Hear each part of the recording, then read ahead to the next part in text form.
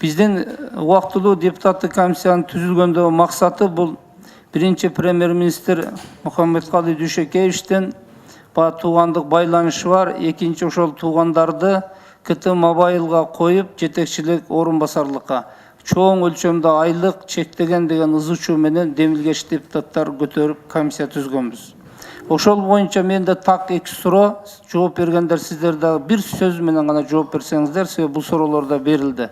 Биринчи, Мухаммедкалый Дүйшөкеевич, сиз Иманкадыр Рисалиевди ачык коом жана коомдук уюмга сиз сунуштаган жоксузбу, же өкмөт тараптан бирөө сунуштадыбы? Мен ал кишинин катчы болгонун жана ОБС аркылуу айлык алып жүргөнүн ушул чыккандан кийин билдим. Рахмат. КТ Мобайлдын жетекчиси Нурбек жана Рисалиевдин баласын сиз буйругуңуз менен бирөөгө көрсөтмө берип койдурдуңуз беле? Да, сизге суроо. Мен жана айтпадым, 2 майда билдим деп.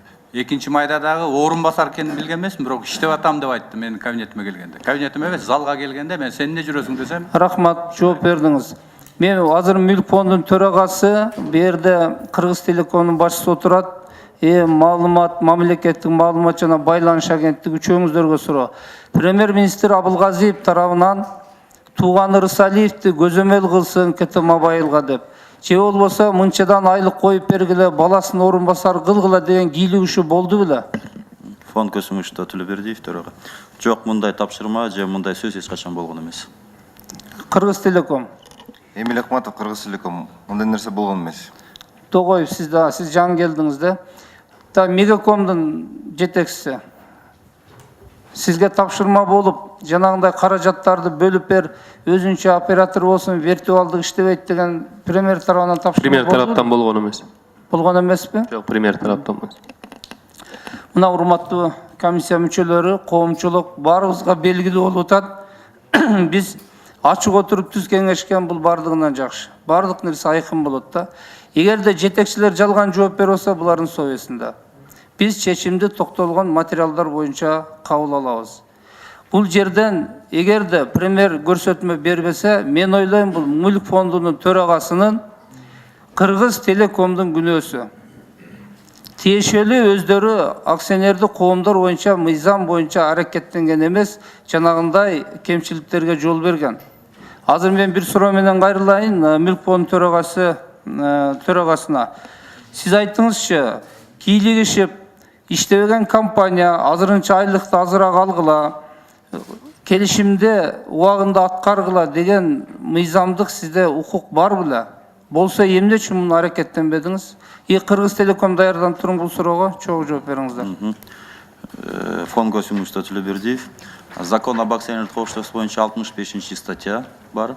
Анда фонд не имеет права вмешиваться в операционную деятельность компании. Сизге анда суроо, эгерде мыйзамды сиз айтып атасыз, мен да сизге айтайын.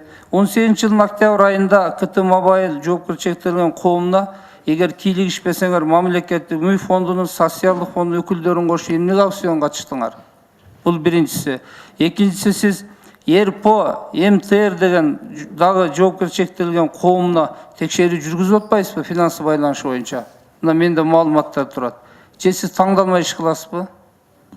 Сиз аукцион боюнча айтып атсаңыз керек, жана бизге кайрылган Кыргыз Телеком члены комиссия болуп бергиле деп. Ошондо биз өзүбүздүн бир специалистибизди бөлүп бергенбиз. Жок, мыйзамда кийлигишүүгө тыюу салынган деп атасыз. Сиздин кийлигишкен фактын айтып атам. Бул указание бериш боюнча кийлигишүү да. Биз ажы указание берген жокпуз, а как член комиссии биздин специалист катышты. Бул биринчи. РПО РМТР боюнча мен эгер эсиме эметпесе, бир кандайдыр бир эме болгон, кайрылуу болгон, арыз болгон да. Ошол арыздын негизинде биз, конечно, реакция кылышыбыз керек болду. Рахмат. Кыргыз Телеком кыскача да жооп берсеңиз. Мен түшүндүрүп кетейин, аукцион боюнча. Эмил Акматов, Кыргыз Телеком. Микрофонго жакыныраак. Аукцион боюнча.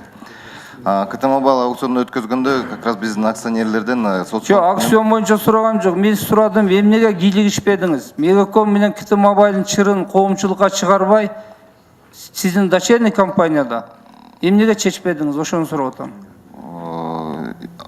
Келишүүгө аракет кылдык, келиштик. Ошон үчүн Акылбек Жекшенович менен ошондой бир келишимдерге келишип, сүйлөшүп ишке ашырып атабыз баарын азыркы убакта. Акылбек Дүйшенкулович, акыркы суроо.